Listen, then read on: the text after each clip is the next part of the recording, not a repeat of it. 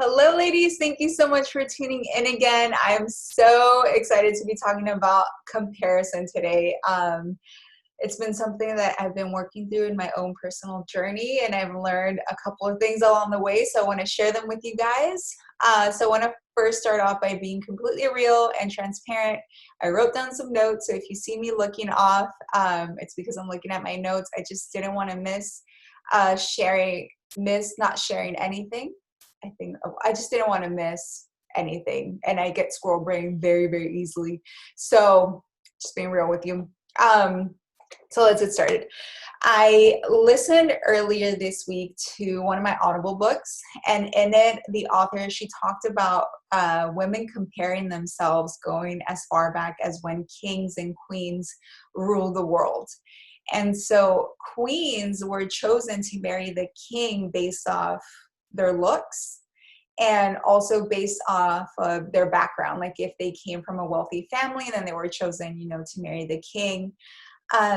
So it's like no wonder that even now we sometimes find ourselves comparing each other to, based off of our looks, based off of how successful we are, our occupation, our background, whatever the case may be.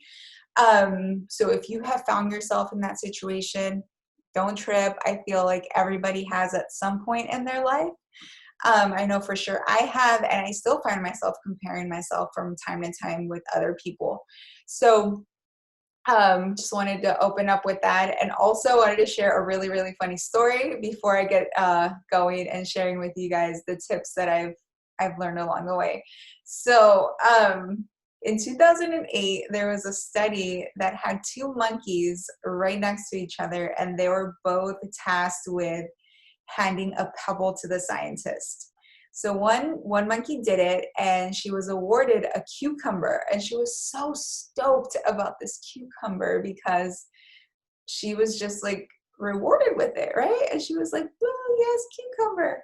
But then she saw that the other monkey got awarded a grape, and she got pissed, and she threw that cucumber to the scientist. And I am not making this up. You can look it up. It was in 2008. So she threw it at the scientist because she was like, "What the fuck? Like, why she get a grape and I got a cucumber?" Right? But so that goes to show that even animals like find themselves comparing themselves to each other. And I'm not comparing you to an animal, but I just wanted to share that even animals do this. And also, it shows that, the monkey was fine. The one that got the cucumber was fine until she saw that the other one got something else. And so have you like found yourself being really like, woo, high on life, like you accomplished something, or, you like, if you're on a health journey, you lost like your 5 pounds that you were wanting to, but then you start like, right now the big thing is social media. Like that is the easy access that we get to everybody's lives. You start scrolling, and then you start comparing yourself to somebody else, and then that high you were on just gets like deflated. And so that kind of like that kind of goes hand in hand with what happened with the monkey. You know what I'm saying? So anyways, I just wanted to share that because it was really funny and made me laugh really, really hard when I heard that she threw the cucumber back at the scientist. And it still makes me laugh. Okay, anyways, so let's get to the tips. Okay, so tip number 1 is identify your inner critic. So this is and have fun with it. Like, give it a name. This is the critic that talks negatively to you, and when she does do that, the key is to empathize with her, to ask you like, why is she feeling this way? What's going on? And then, offer her words of encouragement, remind her of how great she is. And also another thing, keep in the back of your head, like if you wouldn't say something to a friend, don't say it to yourself.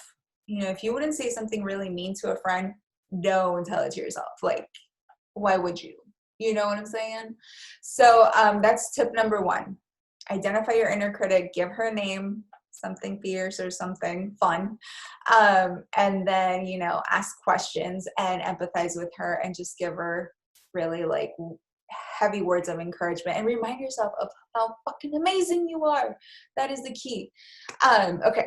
Tip number 2 is keep records of your achievements. So anything you are proud of, big, small, medium, large, whatever, size doesn't matter. It's whatever you feel so freaking proud of yourself for. Write it down. Write it down. Don't type it out. You can do that after. But write it down, because I feel like when we write things down, they stick with us more than if we were to like type them out. So write them down, keep them somewhere where you can easily access them whenever you do find yourself falling down that like comparison trap.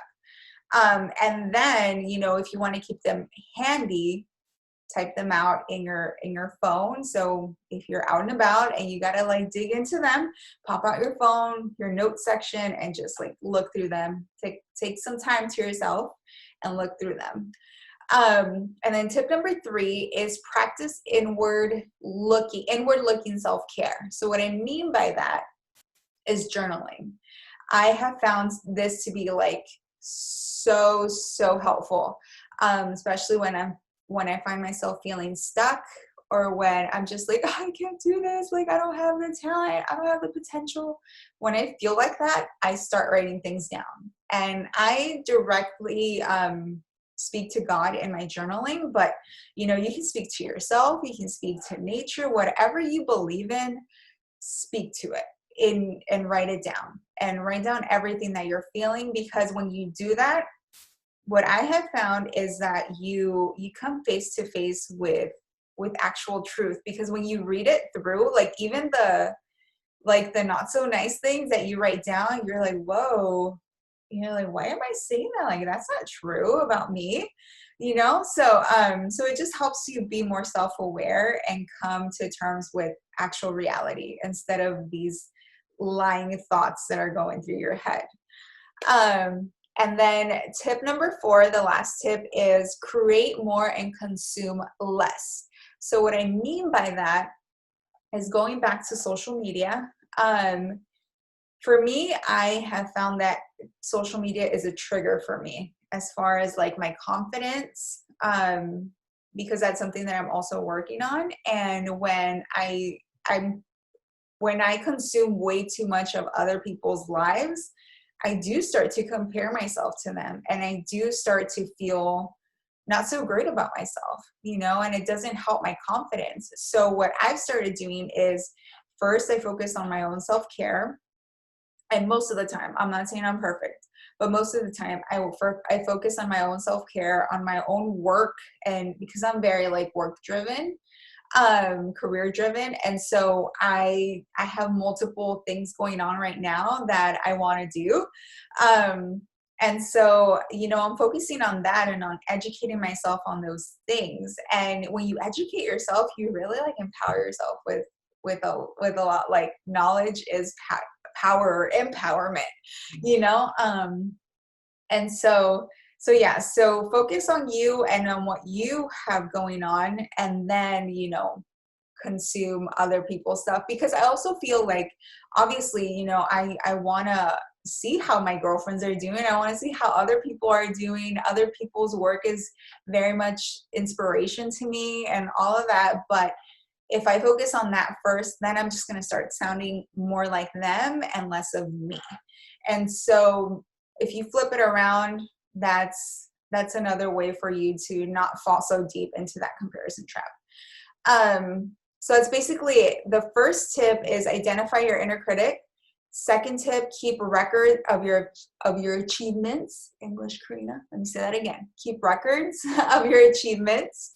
And 3, practice inward looking self-care, like journaling. Meditating is also a great way to do that, because you get in touch with your own self, and it's just really nice to just it really helps you quiet everything down around you and look inwardly.